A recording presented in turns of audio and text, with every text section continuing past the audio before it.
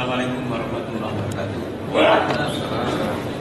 Ustaz Hussein, saya mendengar baik langsung 2,5 tahun. Story. Mungkin dikit, lebih dekat aja Pak. Story nggak? Mengikuti perkembangan belakangan ini, mungkin kita sebaiknya jangan terjebak oleh memilih si A atau si B secara fanatik dan tidak rasional. Kami hanya ingin memperoleh pencerahan dari Ustaz Hussein mengenai bangsa kita ini. Apakah bangsa kita ini kan sebetulnya budayanya bagus, dan tapi ternyata bila dibandingkan dengan Vietnam, Thailand, dan Cina, Korea, itu jauh belakangan ini semakin mundur. Bahkan mentalitas kita jauh lebih hedonis. Sedangkan kita di Indonesia ini adalah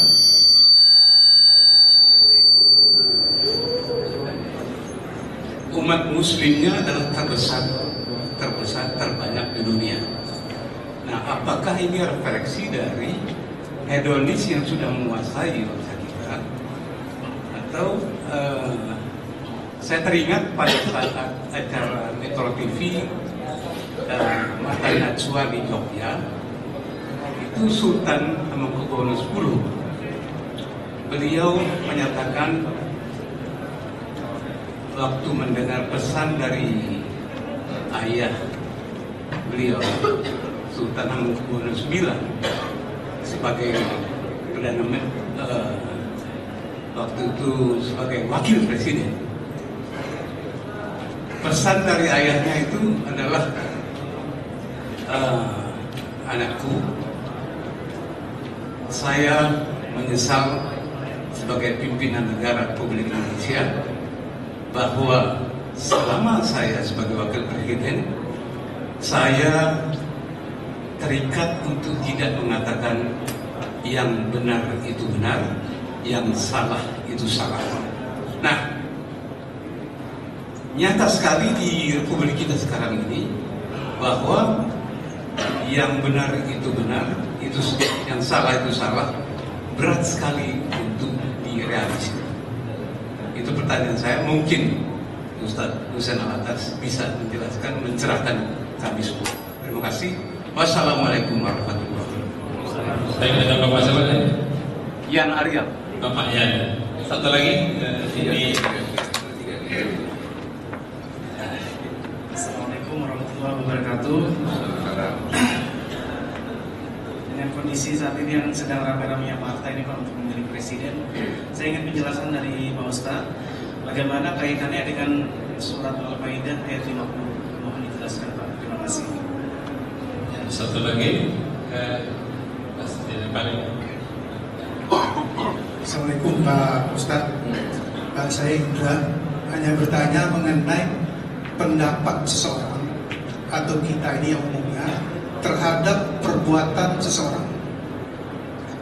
Suatu sisi ada orang mengatakan itu adalah akibat perbuatannya yang buruk.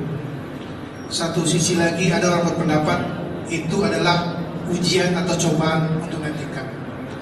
Satu lagi berpendapat bahwa perbuatan itu sudah ditetapkan Allah sejak dia ditiupkan rohnya. Bagaimana kita menentukan bahwa itu sebagai kadar-kadar, sebagai ujian Tuhan, atau sebagai azab atau hukuman dari Tuhan? Kita sering ini, karena kalau kita senang sama orang itu, kita anggap itu ujian untuk meningkat. Tapi kalau kita tidak senang pada orang itu, kita anggap itu akibat perbuatannya pasti. Misalnya tidak sedekah, suka memfitnah dan seterusnya. Atau kita netral, kita mengatakan bahwa itu adalah perbuatan atau tindakan yang sudah dicatatkan Tuhan sejak waktu dia ditiupkan rohnya. Cuma sekian Pak Ustaz. Terima kasih. Assalamualaikum warahmatullahi wabarakatuh. Baik, kami rasa 3 dulu ya. Silakan.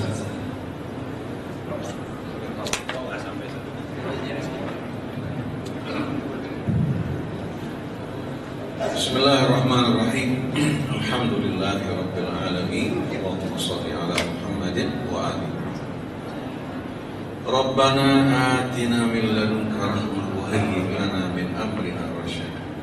Rabbana zidna ilman wa alhiqna bis salihin. Waj'al lana lisana sidqin fil akhirin.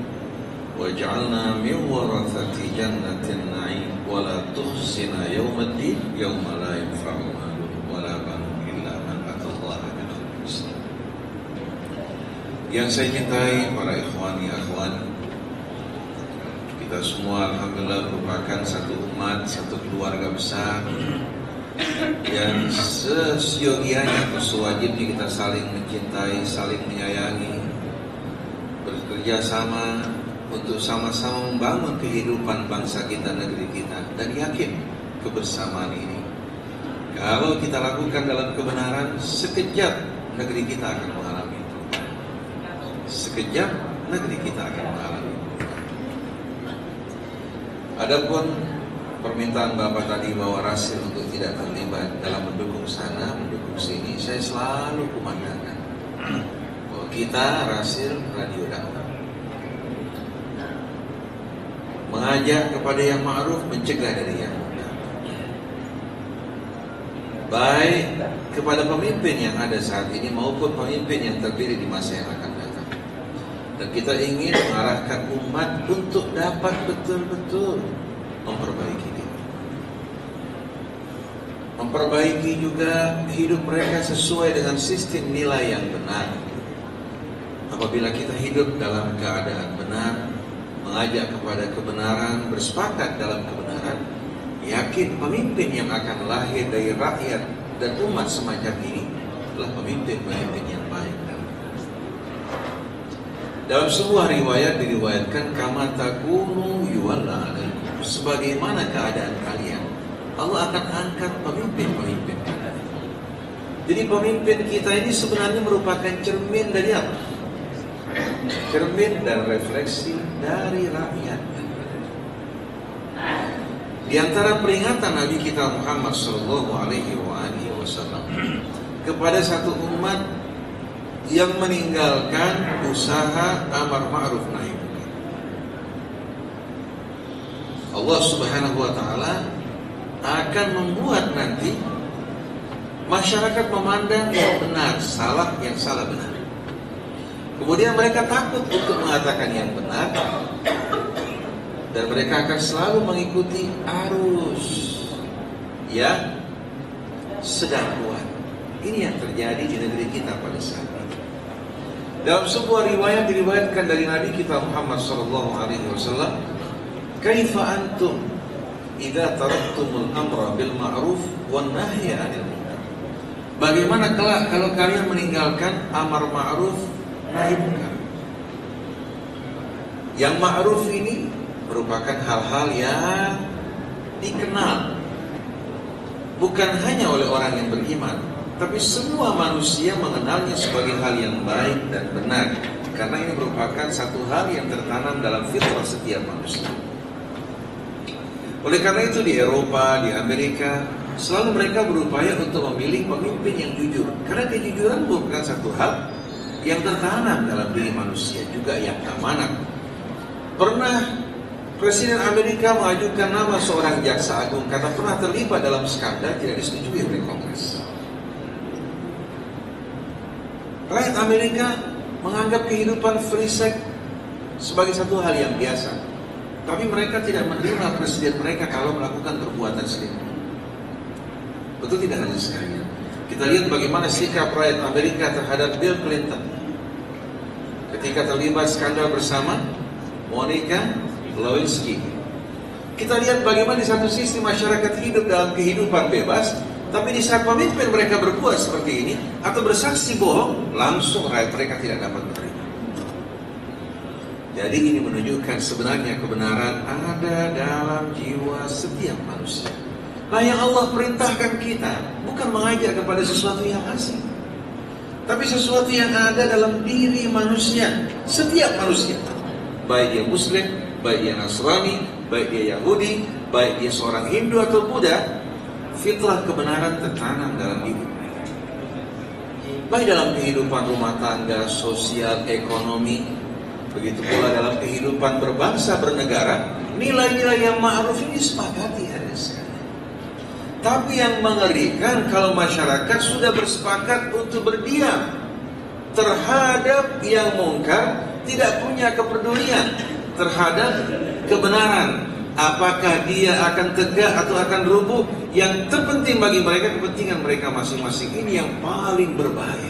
Dan masyarakat kita sudah cenderung ke arah seperti ini. Maka Nabi pada saat Islam dalam keadaan jaya bertanya kepada para sahabatnya, bagaimana pandangan kalian? Kalau satu hari nanti kalian sudah meninggalkan amar ma'ruf nahi munkar. Para sahabat bertanya, awakainun dzalika ya Rasulullah? Apakah itu bakal terjadi? Nabi mengatakan, "Na'am, bal syarrun min dzalika sayakun." Yang lebih dahsyat lagi nanti bakal terjadi. Kaifa antum idza amartum bil munkari wa nahaitum 'anil ma'ruf? Bagaimana kalian nanti kalau kalian sudah mengajak kepada yang mungkar dan menghalang-halangi dari yang ma'ruf? Para sahabat lebih terkejut lagi, bagaimana mungkin umat Rasul yang sedang bangkit, yang keluar dari kejahiliahan bisa berubah mengajak kepada yang mungkar dan mencegah dari yang ma'ruf. Para sahabat bertanya, awakainun dzalika ya Rasulullah? Apakah akan datang masa itu wahai Rasulullah? Rasulullah mengatakan, na'am, lebih daripada itu akan terjadi. Pada saat itu Allah Subhanahu wa ta'ala akan meratakan kalian dengan adab. Dan Allah akan membuat orang yang berakal, berilmu pun dalam keadaan bingung, tidak tahu apa yang harus dilakukan. Kalian mengangkat tangan berdoa, Allah tidak akan mengabulkan doa kalian hingga kalian kembali kepada kebenaran, memperjuangkan yang ma'ruf, dan kalian tidak berdiam di hadapan yang mungkar. Baru pada saat itu rahmat keberkahan Allah akan dituangkan kembali kepada kita. Walau anna ahlal qura amanu wattaqau, apabila penduduk negeri beriman dan bertakwa, la fatahna alaihim barakatim minas samai wal ard, kami akan bukakan bagi mereka pintu keberkahan kami dari langit maupun bumi. Walakin kadzabu fa akhadnahum bima kanu yaksibun, tapi mereka justru mendustakan petunjuk Allah dan peringatannya. Akhirnya kami hukum mereka dengan sebahagian perbuatan yang mereka lakukan. Saya ingin tanya pada Bapak dan lain-lainnya, kalau seorang non-muslim, katakan orang Vietnam, orang Korea, orang Cina, membangun building, membangun jembatan, membangun dam sesuai dengan ketentuan konstruksi, sedangkan orang Islam tidak melakukan sesuai dengan ketentuan dan hitungan konstruksi. Sebelum membangun dia baca doa, mengambil masyarakat bersama-sama berdoa, melakukan istighatsah. Kemudian mereka mulai membangun, besi dikurangi, semen dikurangi, hitungan tidak sama sekali ditepati. Setelah selesai bersama-sama membaca doa, bersedekah, mengundang anak yatim dan orang-orang miskin. Kira-kira hadirin sekalian, alam akan berpihak kemana? Berpihak kepada orang Koreanya, Vietnamnya, Cinanya, apa akan berpihak kepada orang Islam yang khianat?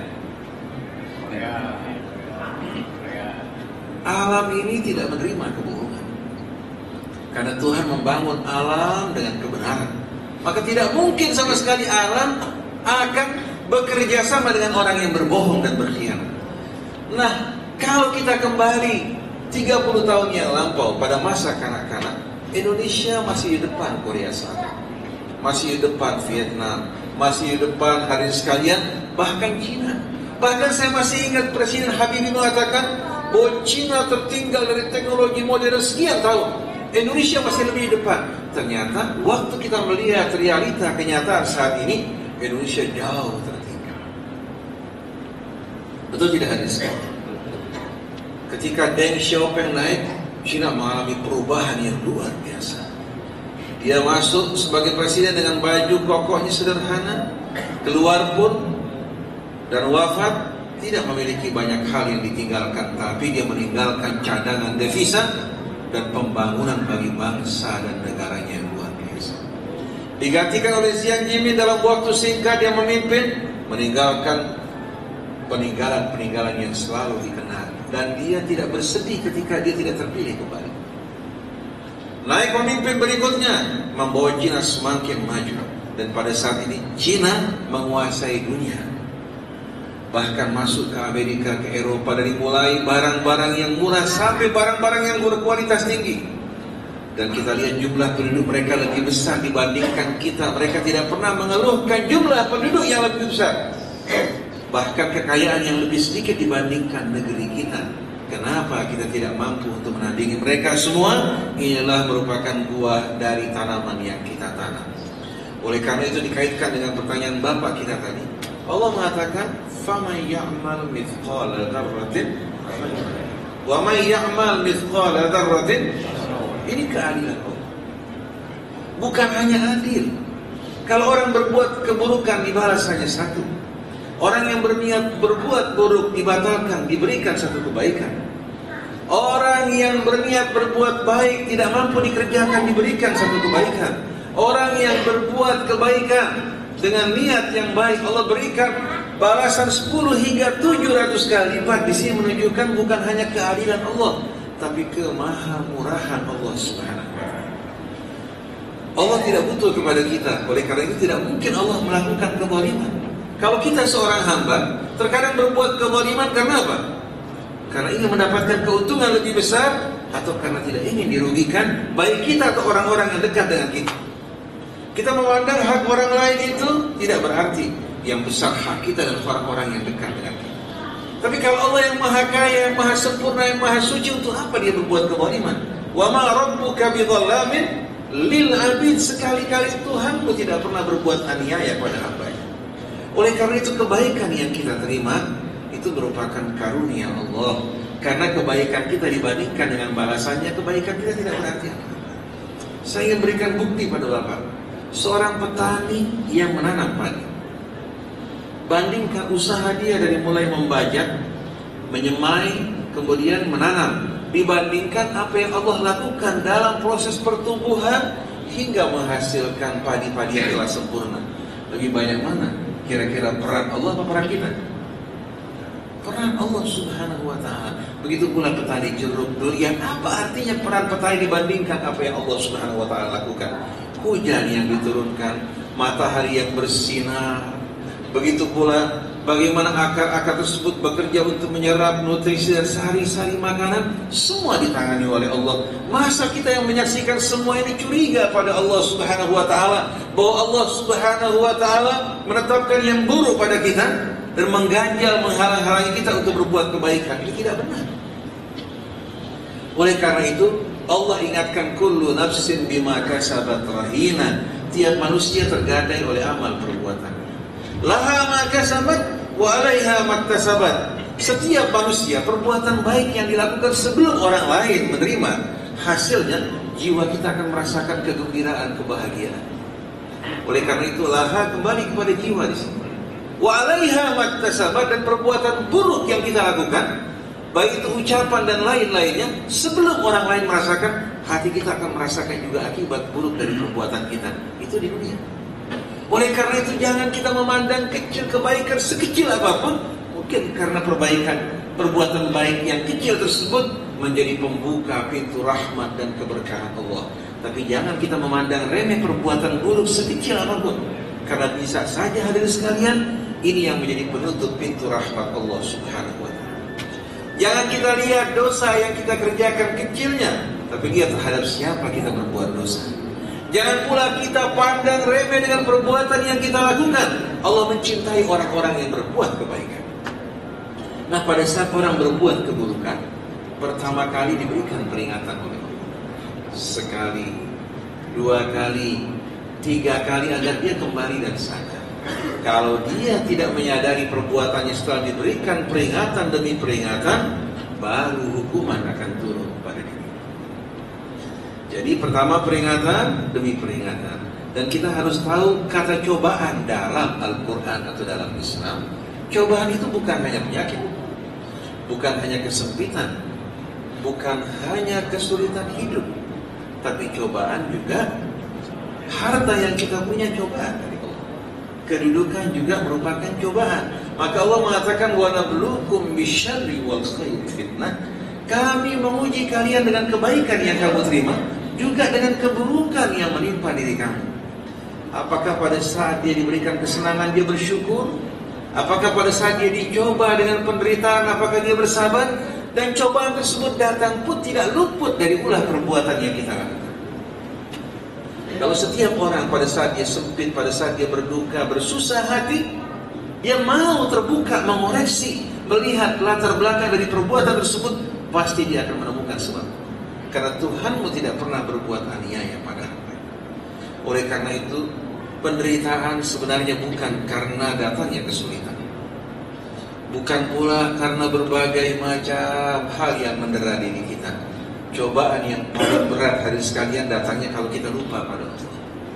Begitu kita lupa kepada Allah, baik kita sedang kaya hari sekalian, kita tidak akan merasa nyaman dalam hidup ini, apalagi pada saat kita miskin. Oleh karena itu kekayaan, jabatan, semua ini bukan hal-hal yang bisa membuat manusia bahagia. Sedangkan hal-hal yang datang kepada kita, yang dipandang oleh orang banyak sebagai satu penderitaan, belum tentu membuat seorang menderita kalau hatinya selalu ingat kepada Allah Subhanahu wa ta'ala. Ibrahim dilemparkan ke dalam api, tapi karena dia beriman, ingat kepada Allah, Allah kuasa untuk membuat api yang panas menjadi sejuk bagi Ibrahim. Ibrahim meninggalkan istri anaknya di padang yang tak bertuan, tapi karena dia ingat berpegang kepada Allah, Allah Subhanahu wa ta'ala jadikan dia, istri dan anaknya sebagai pendiri kota suci tersebut, sebagaimana menjadi pendiri kota suci Madinah. Nabi Yusuf dalam kebebasan ditawarkan kecantikan, bahkan bukan hanya satu wanita, beramai-ramai wanita memaksa Yusuf untuk memenuhi hasrat mereka. Kalau dia menolak, mereka akan bersaksi untuk memenjarakan dirinya. Yusuf berkata, wahai Tuhanku, aku lebih suka penjara daripada mengikuti hasrat mereka. Rabbi sijnu ahabbu ilayya mimma yad'unani. Walaupun dalam penjara, asal dia ingat Allah, taat pada Allah, dia tidak akan menderita. Tapi kalau dia bebas memenuhi hasrat mereka dalam kemurkaan Allah, maka seumur hidup dia akan terpenjara, akan merasakan malu, akan merasakan kehinaan, walaupun orang di sekeliling menyanjung dirinya. Jadi kita harus ingat bahwa sebenarnya apa yang menimpa kita ada hubungannya dengan perbuatan kita. Tapi jangan pernah beranggapan bahwa Allah yang menentukan seorang mencuri, kemudian Allah bertanya kenapa mencuri. Allah yang menentukan seorang berzina, kemudian Allah bertanya padanya kenapa kamu berzina. Ini tidak mungkin sama sekali dilakukan oleh Allah. Sebagaimana kalau orang tua kita menyuruh kita berbelanja, membeli ikan, kemudian pulang ditanya kenapa kamu tidak beli kambing. Kira-kira ini orang waras bukan? Tidak mungkin terjadi. Apalagi Allah yang maha. Allah Subhanahu wa ta'ala membalas kita sesuai dengan perbuatan kita. Yang menanam padi tidak akan keluar gandum, yang menanam gandum tidak akan keluar padi. Tapi yang menanam duri jangan berharap gandum. Jadi Allah yang menumbuhkan, manusia yang menanam. Kalau dia menanam kebaikan akan dapat balasan yang lebih baik. Kalau menanam keburukan, jangan dia menyalahkan kecuali dirinya. Jadi maha adil, maha pemurah, maha bijaksana Allah Subhanahu wa ta'ala. Jadi insya Allah radio kita tidak akan berpihak kepada siapapun juga.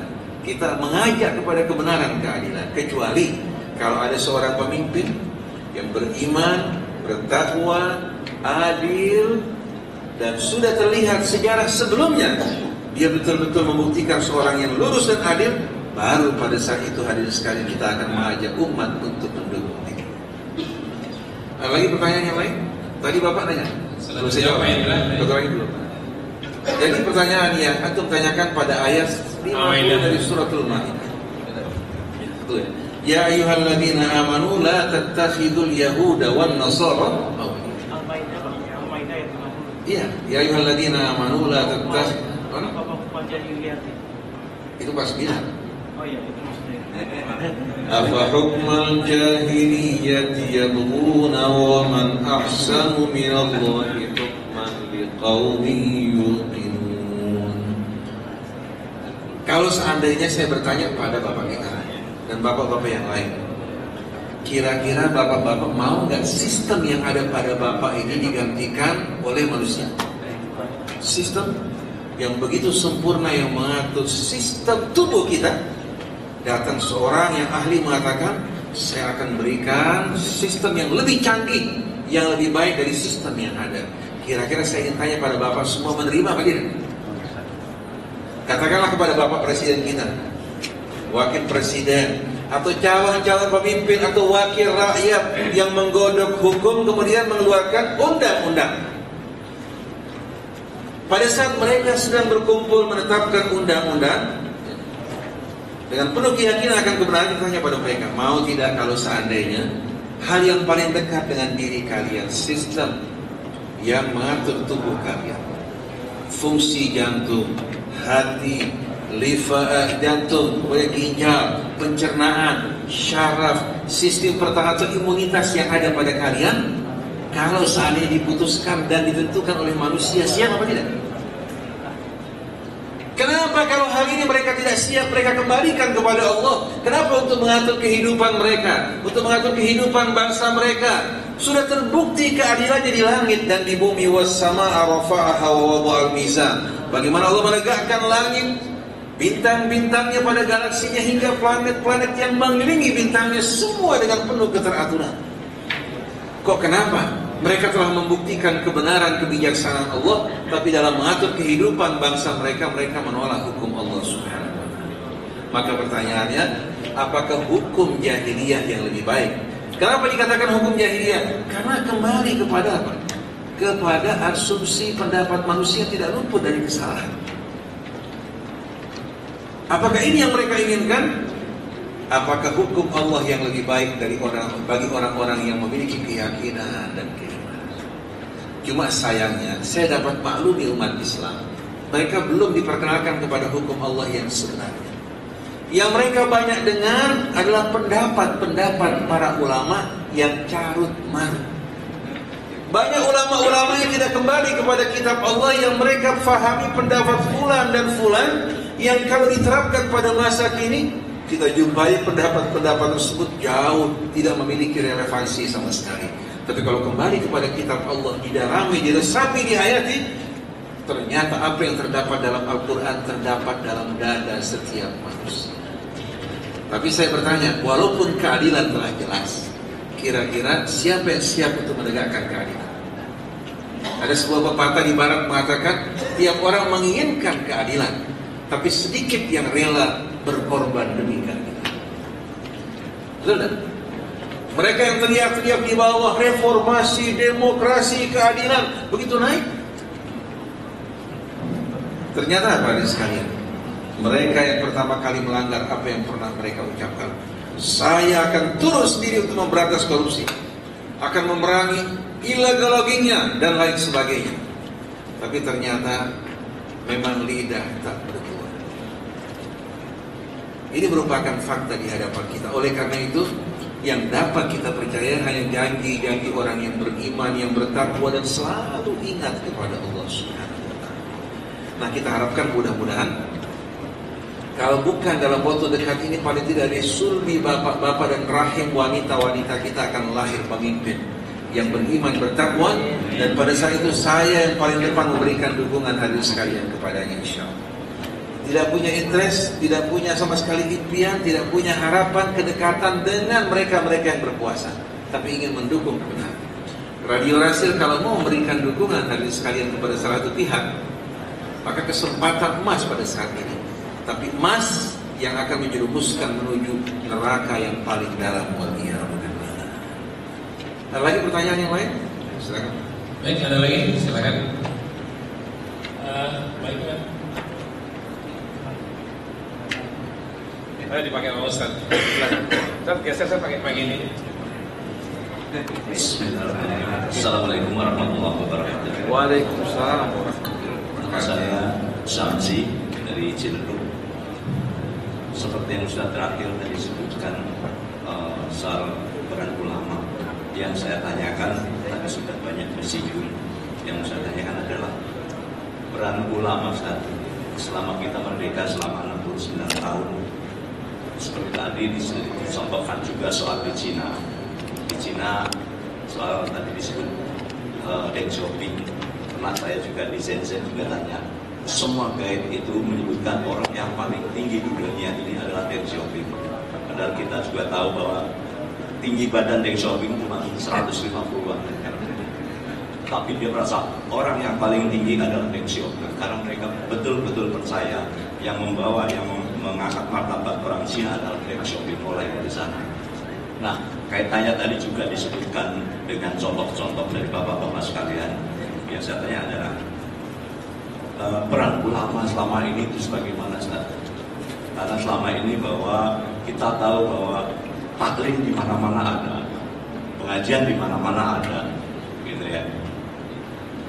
Kenapa selama 69 kita bukannya malah menjadi contoh dari tadi Bapak sebutkan bahwa kita umat Islam yang terbanyak, tapi malah makin mundur, gitu. Karena kita kan selama ini terus terang bahwa yang kita anggap paling berperan adalah ulama, baik kepada kami ini adalah sebagai guru, kepada pemerintah mungkin sebagai pembimbing atau pendamping.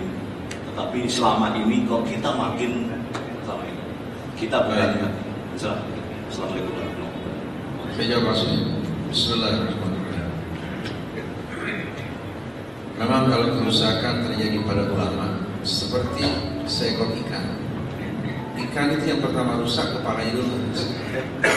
Oleh karena itu kalau perempuan beli ikan, mungkin bapak-bapak tidak berhubungan langsung, dia buka insannya. Kalau orange segar menunjukkan bahwa ikan tersebut apa? Baik. Tapi walaupun tubuhnya baik, kalau kepalanya sudah rusak, maka ikan tersebut apa? Juga rusak. Nah, ulama-ulama ini punya peran yang ditugaskan Allah, alladzina yuballighuna risalati, yang menyampaikan risalah Allah. Wa yakhshawnahu, mereka hanya takut pada Allah, wa la yakhshawna ahadan illallah, dan mereka tidak takut kecuali hanya pada Allah. Jadi kalau sampai Bapak tadi bertanya, orang sampai merasa takut untuk berkata yang benar. Seorang menyesal waktu dia menjadi pemimpin karena tidak mengatakan yang benar itu benar, yang salah itu salah. Kalau sudah terjadi hal ini, maka sama saja hadirin sekalian, bangsa semakin hari akan semakin terjerumus menuju neraka. Jadi kalau seandainya kita tertinggal oleh Vietnam, tertinggal hadirin sekalian oleh Korea, coba hadirin sekalian pergi ke Korea, pergi ke Vietnam, akan melihat hadirin sekalian bagaimana rakyat di sana dan juga para pemimpin berusaha untuk membangun negerinya. Apalagi kalau kita perhatikan Korea. Saya mengikuti perkembangan kemajuan orang di Korea, demikian pula etos kerja mereka. Saya betul-betul hadirin sekalian merasa jarak kita ini menuju kebangkitan semakin jauh. Mereka serius bekerja, serius berjuang, bahkan penuh dengan kejujuran. Padahal kalau kita lihat negeri mereka yang bisa ditanami amat sedikit, tapi kenapa mereka bangga dengan ginseng mereka, hadirin sekalian? Mereka bangga dengan ginseng mereka, padahal area yang bisa ditanami amat sedikit. Sedangkan negeri kita area yang dapat ditanami begitu luas, kita serahkan kepada pemodal-pemodal asing. Mereka membakar lahan-lahan gambut kita untuk cepat dapat menanami dengan biaya yang murah, sedangkan yang dirugikan adalah kita, negeri kita. Demikian pula kehormatan dan nama baik bangsa. Jadi yang antum tadi katakan memang benar. Ulama seharusnya menjadi pemimpin penuntun jalan. Tapi yang ada pada saat ini mendukung kekuasaan, mendukung kelompok A, mendukung kelompok B, kemudian dengan deal-deal kesepakatan yang telah disepakati. Apabila nanti partai ini menang, dia akan menerima jabatan menteri sekian kursi. Kemudian untuk setiap anggota partai di DPR, dia menerima sekian uang. Ini bukan bicara kosong, saya tidak akan bicarakan hal ini secara terbuka. Tapi saya tahu betul bagaimana para pendukung ini hadirin sekalian yang mendukung satu kelompok. Setiap anggota wakil rakyat yang terpilih ini ada jatahnya. Kemudian juga kursi yang disediakan. Ini berlangsung.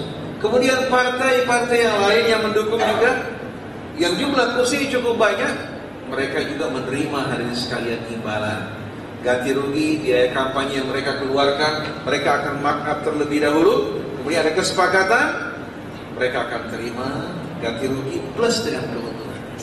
Dan subhanallah, para ustadz, para ulama telah menganggap juga hal ini sebagai perbuatan yang benar dan perbuatan yang baik.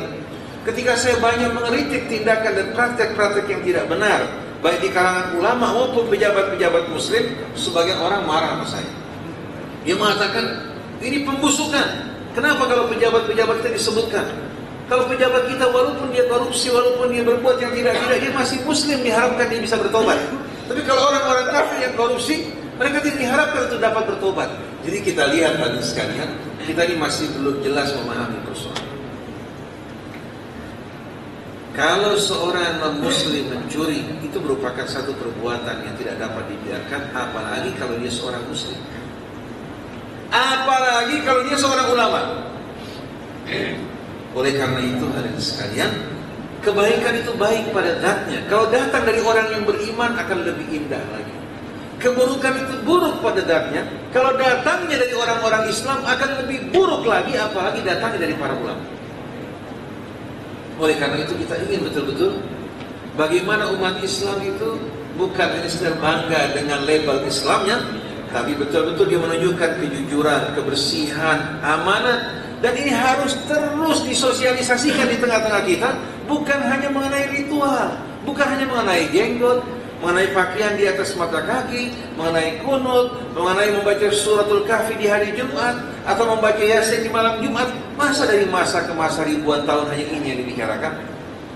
Ini harus dihentikan semua bicara mengenai ini. Tapi kita ingin radio kita, media kita, semua bersepakat mensosialisasikan di tengah-tengah umat agar hidup bersih, jujur, menjauhkan dari perbuatan-perbuatan yang rendah dan hina. Bahkan ulama tampil depan memberikan contoh dalam semua ini. Insya Allah rakyat tergantung pemimpin. Oleh karena itu Suraqah bin Malik ketika dia mengajar Nabi kita Muhammad sallallahu alaihi wasallam, pada saat Nabi berhijrah ke Madinah, kudanya terpuruk, terjatuh di hadapan Nabi pedangnya. Nabi mengambil pedang kemudian menodongkan pada Suraqah. Sekarang apa yang kamu akan katakan wahai Suraqah? Suraqah mengatakan, ya Muhammad, saya berjanji untuk tidak menceritakan jejak kamu kepada kaum musyrikin, asal kamu lepaskan saya. Rasulullah lepaskan, kemudian bertanya, mau tidak kamu bersyahadat an la ilaha illallah dan aku adalah Rasulullah? Dia bersyahadat. Kemudian Rasulullah berkata pada Suraqah, sembunyikan keimanan kamu agar kamu tidak mengalami gangguan dari orang-orang musyrik. Dan kalau kamu nanti wahai Suraqah, kamu yang akan mengenakan mahkota Kisra ketika negeri Persia berada di tangan kaum muslim. Ini pada saat Nabi sedang hijrah ke Madinah. Subhanallah, Nabi meninggal dunia, Abu Bakar radhiyallahu anhu meninggal dunia, datang pada masa Umar bin Khattab radhiyallahu anhu. Persia jatuh, kemudian seluruh hiasan Kisra dan mahkotanya dibawa ke Madinah. Suraqah bin Malik menggunakan mahkotanya dengan seluruh perhiasannya. Waktu diperiksa oleh Umar bin Khattab radhiyallahu anhu, mengatakan betapa jujurnya kalian. Dijawab oleh Suraqah, ya Amirul Mukminin, kami tergantung kamu. Kalau kamu mencubit, mengambil sesuatu, kami juga akan melakukannya.